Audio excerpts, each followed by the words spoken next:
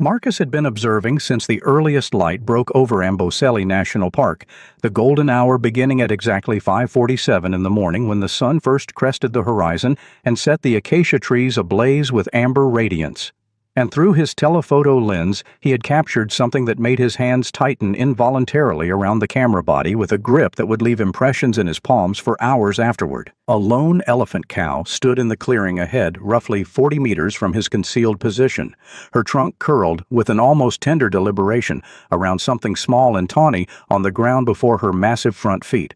He zoomed in closer, the autofocus cycling once and then locking with a soft mechanical whisper, and his breath caught hard in his chest when he recognized the shape that his years of experience had trained him to identify even in silhouette. A lion cub perhaps 3 or 4 months old based on the proportions lying motionless in the dust. His pulse hammered in his ears with the sudden spike of adrenaline that came from witnessing what should have been a violent encounter between natural enemies, the kind of confrontation that typically ended with one animal dead and the other moving quickly away from the scene, but the elephant wasn't moving with any hint of aggression or defensive posturing. She wasn't trampling or tossing or driving her tusks downward into the earth with a force that could crush bones and rupture organs in seconds. She was simply standing there motionless, except for the subtle movements of her trunk as it traced the outline of the cub's small body with a gentleness that seemed impossible given the disparity in size between them, and that stillness was precisely what kept Marcus frozen behind his viewfinder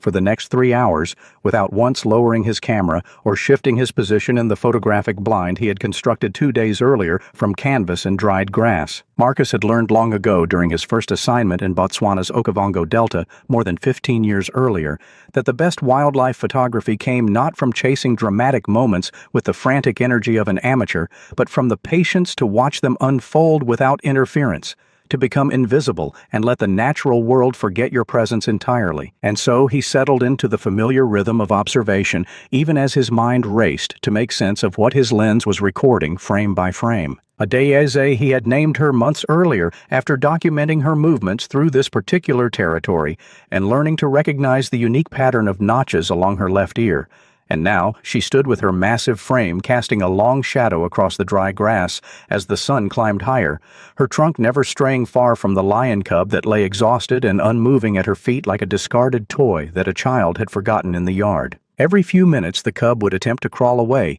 its movements weak and uncoordinated in the way that spoke of extreme stress and depleted energy reserves, and each time Adeyeze would use her trunk to gently block its path, redirecting it back to the spot directly beneath her belly, as though she were a shepherd keeping a wayward lamb within the safety of the fold, as though she had decided that this particular creature belonged under her protection, regardless of what biology and evolutionary history suggested about the natural order of predators and prey. The photographer's training told him to document everything, to capture the complete sequence, rather than just the highlight moments that would look dramatic in a gallery or on a magazine cover.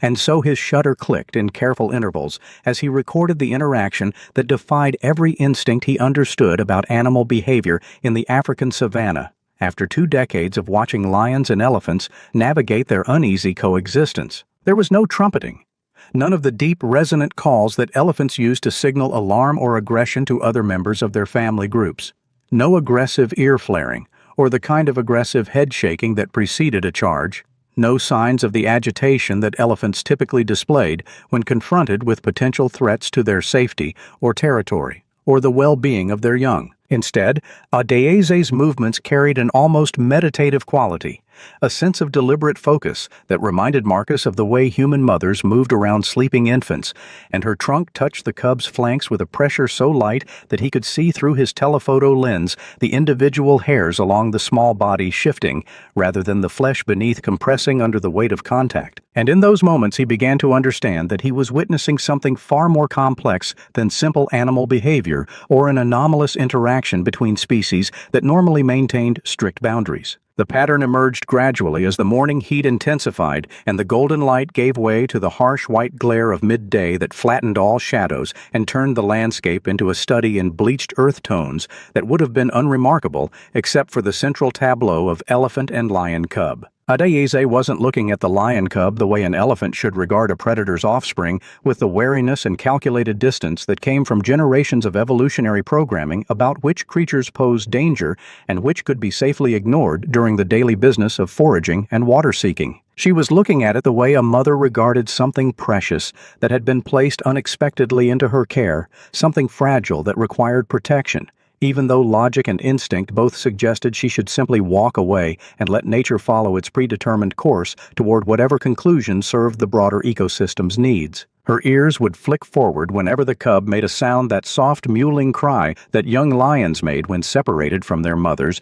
and left alone in an environment that suddenly seemed vast and hostile, and her trunk would reach down to touch it again, as though confirming its presence, as though reassuring herself that it hadn't somehow disappeared during the seconds when her attention had been directed elsewhere toward scanning the horizon for threats or listening for the approach of other animals. Marcus shifted his weight carefully to avoid cramping his legs, already starting to protest the hours of immobility in the confined space of the blind where he had positioned himself before dawn, and as he did so, his mind returned to a notation he had seen 4 days earlier in the ranger station logbook during his routine check-in at the park headquarters. An elephant calf had been found dead in this same general area, its small body discovered at the edge of a mud wallow that had dried to the consistency of concrete under the relentless sun, and the absence of seasonal rains that were now weeks overdue. And the report had noted in the spare bureaucratic language of official documentation that the mother had remained beside the corpse for 38 hours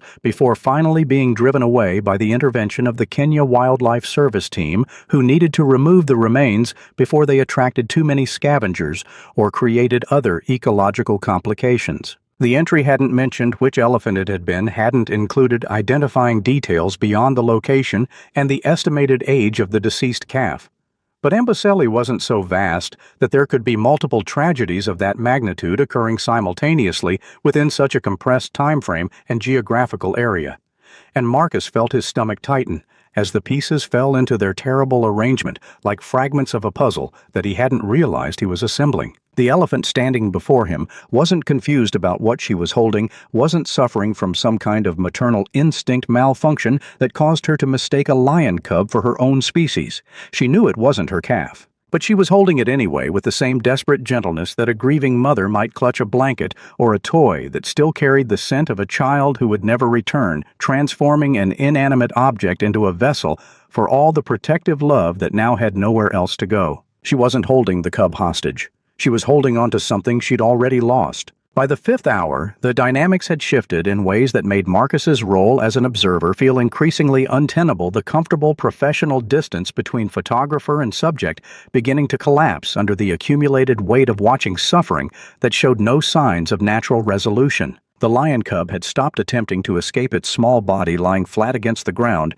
with only the rapid rise and fall of its rib cage indicating that it remained alive, and he could see even from his position 20 meters away through the magnification of his lens that the animal was suffering from exhaustion and dehydration that would soon become critical if the situation didn't resolve itself naturally through either Adeyeze's departure or the arrival of the cub's actual mother, neither of which seemed likely given the pattern he had been observing. The temperature had climbed past 38 degrees Celsius, according to the small weather station he kept mounted on his equipment case. The kind of heat that made the air shimmer and warp above the baked earth and turned even brief physical exertion into an ordeal. And the cub had no access to water or shade except for the minimal protection offered by Adeyeze's enormous body, which she had positioned to block the worst of the direct sunlight without seeming to realize that her shadow alone wasn't enough to sustain life under these conditions, that the small creature beneath her needed fluids and nourishment and reunion with its own kind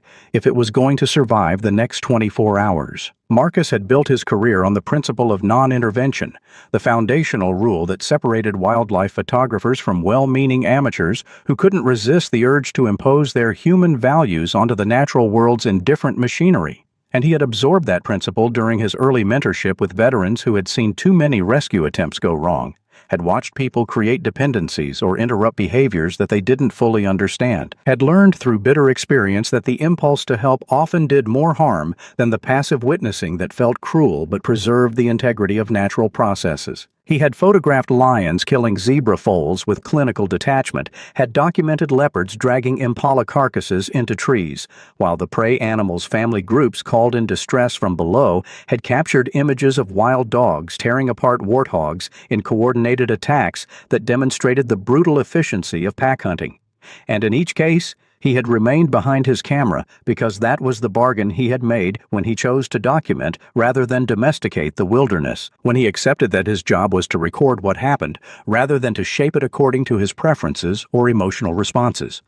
But there was something about this particular situation that tested the boundaries of that commitment in ways that made his hands shake slightly as he continued to record images that might later be used to justify either his decision to act or his choice to remain passive in the face of preventable suffering. The question that haunted him, that circled through his mind with increasing urgency as the sun reached its zenith and began its slow descent toward evening, was the same one that had troubled every serious nature photographer since the medium was invented and people first had to decide whether their cameras made them witnesses or participants in the dramas they recorded. At what point did non-intervention stop being professional ethics and start becoming complicity in suffering that served no ecological purpose and benefited no living creature except perhaps the photographer's sense of moral purity or his ability to tell himself that he had remained true to his principles even when those principles demanded inaction in the face of crisis? The lion cub wasn't dying because it was weak or sick or unfit for survival in the way that natural selection weeded out genetic disadvantages. It was dying because it had become caught in the gravitational pull of an elephant's grief, a situation so unusual and artificial in its origins that letting it play out without intervention felt less like respecting nature and more like hiding behind rules that were meant to apply to normal circumstances rather than edge cases that existed outside the usual parameters of predator-prey dynamics. He lowered his camera and reached for his satellite phone, the bulky device that he carried for emergencies, even though he had always imagined those emergencies would involve his own safety rather than the welfare of his subjects, and the weight of it in his hand felt heavier than the actual mass of plastic and electronics warranted. Amara answered on the second ring, her voice carrying the calm efficiency of someone who had spent 15 years managing wildlife crises across East Africa and had learned to parse urgent situations from routine inquiries within the first few words of a conversation. And Marcus explained the situation in sentences that came out more tangled than he intended because he was trying simultaneously to describe what he was seeing and to justify why he thought it warranted breaking protocol. Why this particular case demanded intervention when he had witnessed hundreds of other animal deaths without once reaching for his phone or requesting assistance. She listened without interrupting a skill that he had always appreciated in their professional interactions. And when he finally ran out of words, she asked him 2 questions about the cub's condition and Adese's behavior, clinical queries that helped her construct a mental picture of the scene without the emotional overlay that Marcus could hear creeping into his own voice. Then she told him to send his GPS coordinates and to stay exactly where he was without approaching either animal until the Kenya Wildlife Service team could arrive with the proper equipment and personnel to handle a situation that involved both a potentially dangerous elephant and a lion cub that would require specialized care. The next 90 minutes felt longer than the previous 5 hours combined, time stretching and distorting in the way that it always did when waiting for external forces to arrive and take control of a situation that had become too heavy to bear alone. Marcus continued to photograph because it gave his hands something to do, and because some part of him still believed in the documentary value of capturing the complete sequence. Even if that sequence ended in a way that would make the images difficult to look at later, difficult to include in the portfolios and exhibitions that were supposed to celebrate the beauty and majesty of African wildlife, rather than its capacity for grief and confusion and behaviors that confounded easy categorization. But the camera felt heavier, now weighed down not by its physical mass, but by the burden of knowing that his call had set in motion a chain of events that would forcibly separate Adese from the only thing that had given her grief a tangible shape that would transform her from a mother trying to protect something precious into an obstacle that needed to be cleared away so that proper veterinary intervention could proceed according to established protocols for wildlife rehabilitation. He could see in the way she stood in the careful placement of her feet and the protective curve of her trunk over the cub's cub's small form that she was doing the only thing she knew how to do with the enormous weight of her loss, which was to transform it into something she could touch and guard and keep safe for just a little while longer before the world demanded that she let go and move forward into a future that didn't include the presence she had been protecting for the past 38 hours beside her calf's body, and now for the past 5 hours with this surrogate that she had found or that had found her through whatever combination of circumstance and desperation had brought them together. And the fact that her chosen object was inappropriate according to every rational measure of species boundaries and ecological roles didn't change the fundamental truth of her emotional need, didn't make her grief any less real or her protective instincts any less worthy of respect. Even if respecting them in this context meant allowing a situation to continue that could result in the death of an innocent animal that had simply been in the wrong place when a daise needed something to hold on to. When the KWS vehicles appeared on the horizon, their dust trails visible long before the sound of their engines reached Marcus's position in the blind, he felt a complex mixture of relief and guilt that he knew would take weeks or months to fully process through the kind of conversations with other photographers and conservationists that helped him make sense of the ethical tangles that came with this profession. He had made the right call by any reasonable standard of animal welfare, by the measure of lives saved and suffering prevented, and outcomes that allowed all parties to survive the encounter. But right calls didn't always feel righteous when they required inflicting fresh trauma on a creature that was already carrying more pain than any single animal should have to bear, and he understood with sudden clarity that this was the cost of caring enough to intervene, that you couldn't save one life without sometimes breaking another heart in the process, without becoming complicit in the very suffering you were trying to prevent, even as you worked to minimize it and redirect it toward outcomes that at least preserved the possibility of eventual healing. A daise left before the vehicles reached the clearing, not with the explosive panic that elephants displayed when genuinely threatened by predators or humans who approached with clear, hostile intent, but with a slow and deliberate withdrawal that suggested she understood on some level that her time with the cub had come to its inevitable end, that the forces arriving were larger than her ability to resist, and that prolonging the confrontation would only add violence to a situation that had so far remained peaceful despite its strangeness. She looked back twice as she walked away, turning her massive head to gaze at the spot where the lion cub still lay in the dust. Her trunk raised slightly as though she were memorizing the scent of the place, or perhaps trying to catch one last confirmation of the small creature's presence before distance, and dust made that impossible. And then she disappeared into the acacia scrub without a sound, moving with the fluid silence that elephants could achieve when they chose to, despite their enormous size. The KWS team worked quickly and professionally, examining the lion cub with the practiced efficiency of people who had performed similar rescues dozens of times across their careers in wildlife management,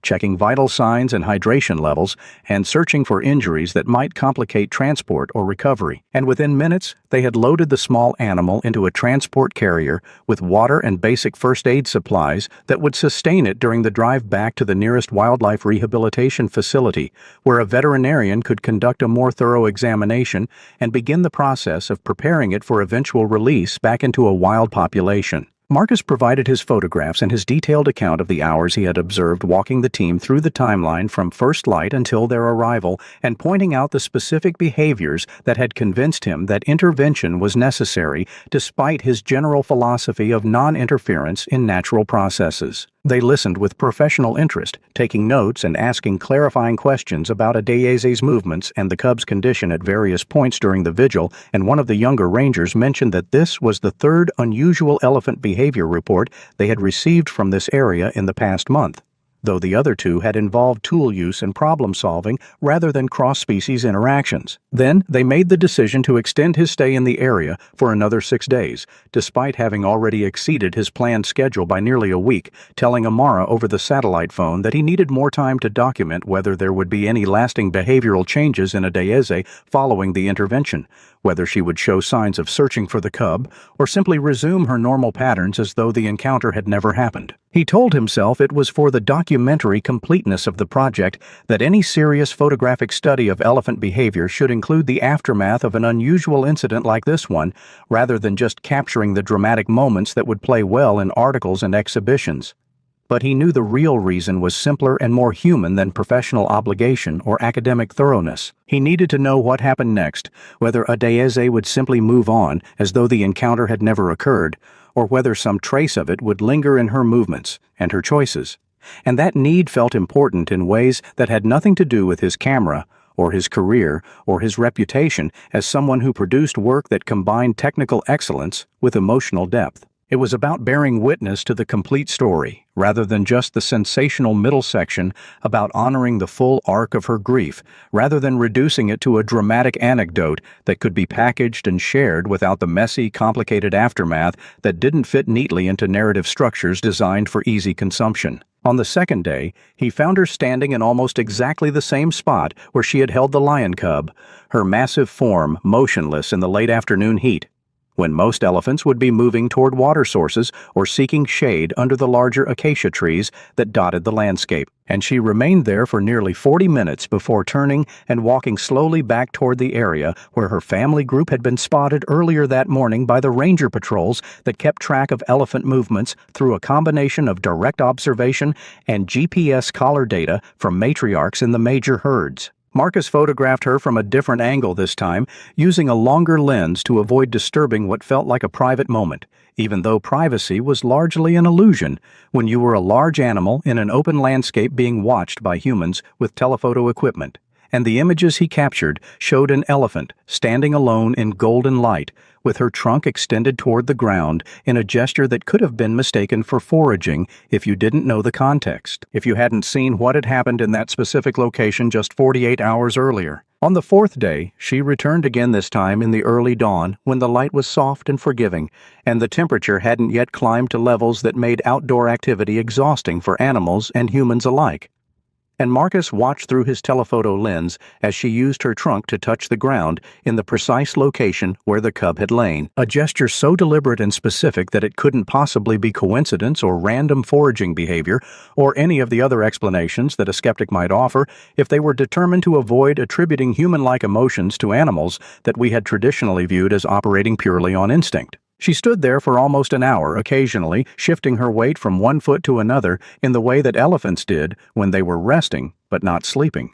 Otherwise completely still, except for the slow, rhythmic flapping of her ears that helped regulate her body temperature in the building heat, and then she left without looking back, walking in the direction that the rangers had indicated would lead her back toward her family group's current grazing area. Marcus made notes in the small leather journal he always carried, recording times and behaviors and weather conditions with the meticulous attention to detail that had become second nature after years of trying to find patterns in data that often seemed random until you looked at it from the right angle or waited long enough for the underlying structure to reveal itself. He noted that Adeyeze's visits seemed to be decreasing in duration each time that she was spending less time at the site on each subsequent day, as though some part of her was beginning to accept that what she was looking for was no longer there and wouldn't return no matter how many times she checked. By the sixth day, Marcus had begun to think about packing up his equipment and returning to Nairobi to process his images and write up his field notes while the details were still fresh in his memory when a ranger stopped by his camp to inform him that Adeyeze had been confirmed back with her family group, that she had been observed engaging in normal social behaviors